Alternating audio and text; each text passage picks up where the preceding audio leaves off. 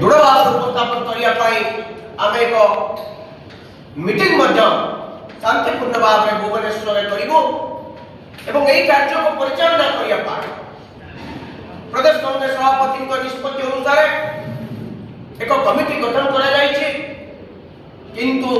दुख एवं परिताप कथा ओडिया अस्मिता ओडिशा लोकों को भल पाउथिबा कथा डिंडिम पिटुथिबा गणमाध्यम ये सरकार एवं ये सरकार प्रशासन साधारण लोक स्वर को चापी देवा अनुमति देले नहीं विभिन्न आड़ देखे अनुमति को बंद कर विस्थापित माने राज्य जनसाधारण कहते हक को से स्वर को सरकार पाखे पहुंचा किभली पहुंचा जाई पारिबो नाही सेति प्रशासन माध्यम